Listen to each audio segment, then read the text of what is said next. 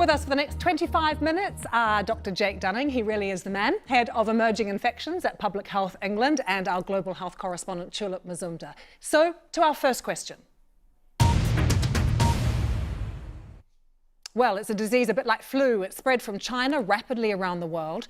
People can have it for about 2 weeks before symptoms appear, and it passes from person to person through the air, often through coughs and sneezes.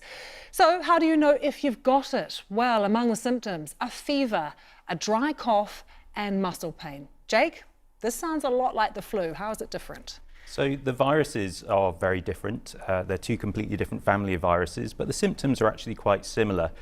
So as you said, fever, dry cough, some people get muscle aches as well. So the actual illnesses aren't that dissimilar. And there's no vaccine?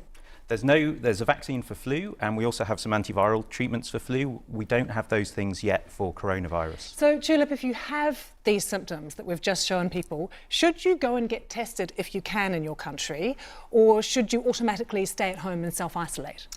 Well, what you do depends on where you are in the world. But if you are concerned that you have coronavirus, i.e. you've been to a country that's got lots of cases, or you've been in touch with someone that you know has coronavirus, then a good idea would be to self-isolate. Here in the UK, for example, there's a 111 service. It's an online service, 111 NHS. You can also dial the number and they will give you good information. Elsewhere around the world, yes, good idea, self-isolate in the first instance. Contact your health provider on the phone. Don't go in and they will be able to give you some good advice. Well, Julie in Singapore recovered from the virus and she told us about her symptoms.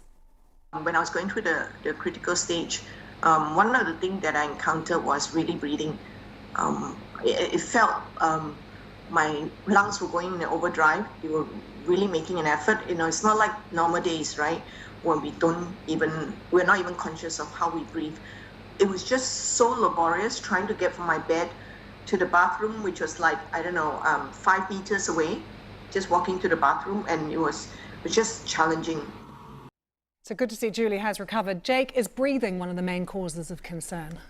So certainly those who get more sick, and that's only a small proportion of people, they can get quite difficult problems with their breathing, but that's less than 1 in 5 people who will get that sort of severe illness where it really makes it difficult to breathe and gives a really bad cough as well. And when you look at the figures, flu has killed so many more people this year than the coronavirus. Why are we so concerned? Why are we taking it so seriously?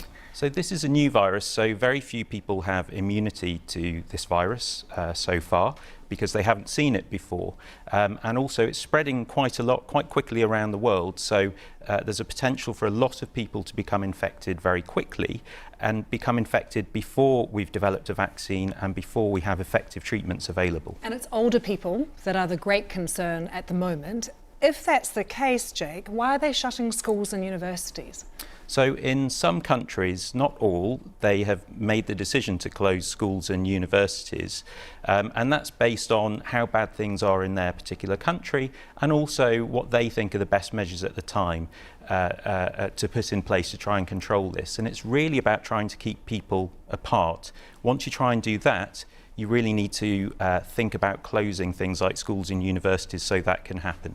Well, let's take one of your questions now. Stephen in Sydney asks, what happens if the World Health Organization declares a pandemic? Tulip. Well, the World Health Organization isn't planning on declaring a global pandemic. They've said they've already declared an international public health emergency, and that is the highest rate of urgency that there is.